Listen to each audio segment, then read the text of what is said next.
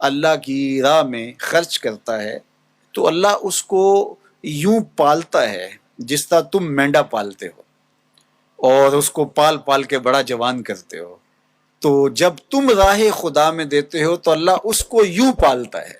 اور قیامت کے دن جب بندہ دیکھے گا ان لوگوں کے صلے کو جنہوں نے آگے بھیجا تھا اور اب صلہ پا رہے ہیں، تو وہ بڑا پچھتائے گا، کاش کہ یہ سودا میں نے بھی کیا ہوتا۔ سورہ الفجر کے اندر اللہ تعالیٰ نے ارشاد فرمایا، وہ کہے گا یا لیتنی قدمت لحیاتی، کاش میں نے ساری زندگی ہی آگے بھیج دی ہوتی۔ یا لیتنی کے اندر اس کا جو افسوس ٹپک رہا ہے، وہ کہے گا ہائے افسوس، ساری زندگی اس آخرت کی زندگی کے لیے گزار دی ہوتی۔ لیکن اس دن پھر پچھتانے کا کوئی فائدہ نہیں ہوگا۔ آج کا پچھتاوا کل کی بہتری کا ضامن ہے، کل کا پچھتاوا سوائے حسرت بڑھانے کے اور کچھ نہیں۔ بعض اوقات ہم لوگ روزی کمانے کے عمل کو دین سے باہر کوئی عمل سمجھتے ہیں، جبکہ ترمذی میں روایت موجود ہے، حضور نبی رحمت صلی اللہ علیہ وآلہ وسلم نے ارشاد فرمایا، التاجر الصدوق الامین مع النبیین والصدیقین والشہداء، سچا تاجر جو امانت دار ہے وہ نبیوں کے ساتھ، صدیقوں کے ساتھ اور شہیدوں کے ساتھ ہوگا، اور جو محنت مزدوری کر کے کماتا ہے، الکاسب حبیب اللہ، جو کسب کرتا ہے، محنت کرتا ہے، مزدوری کرتا ہے، کتنا بڑا اعزاز ہے کہ اللہ کا حبیب قرار پایا۔ تو رزق کمانا یہ ہمارے دین میں عین عبادت ہے۔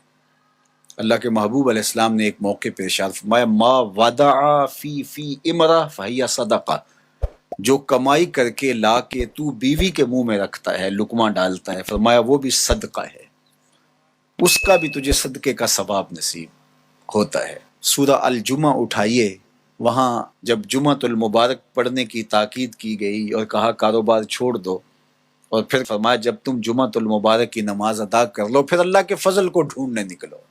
اللہ اکبر، تلاش رزق میں نکل پڑو، یہ اللہ کا فضل ہے۔ وَأَقِیمُوا الصَّلَاةَ، نماز قائم کرو، وَآتُوا الزَّکَاةَ، اور زکوٰۃ ادا کرو، وَأَقْرِضُوا اللَّهَ قَرْضًا حَسَنًا، اور اللہ کو قرض حسنہ دو۔ کیا کرم نوازیوں کے رنگ ہیں، خود دے کے اور خود کہتا ہے کہ مجھے قرض دے دو، اور پھر فرمایا کہ میں اس کو لٹاؤں گا بھی، ایسے نہیں کہ جتنا تم نے دیا میرے دیے سے دیا اور پھر میں تمہیں اس کو لٹا دوں گا، کہا دگنا کر کے لٹاؤں گا۔ اللہ اکبر۔ تو یہ اللہ تعالیٰ جل شانہ بندوں کا امتحان لیتا ہے، مال دے کر کے بھی امتحان لیتا ہے اور مال سے محروم کر کے بھی اللہ بندوں کا امتحان لیتا ہے۔ کامیاب ہونے والے جب محرومی مال ہوتی ہے پھر بھی کامیاب ہوتے ہیں، اور اللہ کے بندے جب ان کو دولت دی جاتی ہے تو اس میں بھی وہ کامیاب ہوتے ہیں، اور جو ناکام لوگ ہوتے ہیں وہ کسی حالت کے اندر بھی خوش نہیں ہوتے۔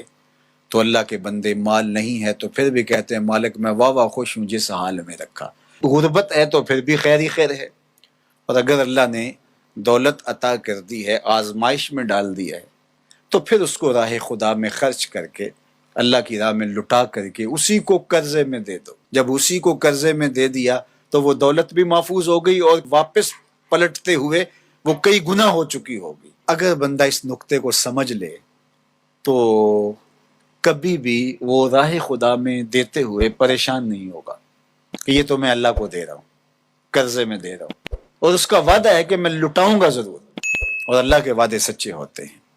اللہ اکبر۔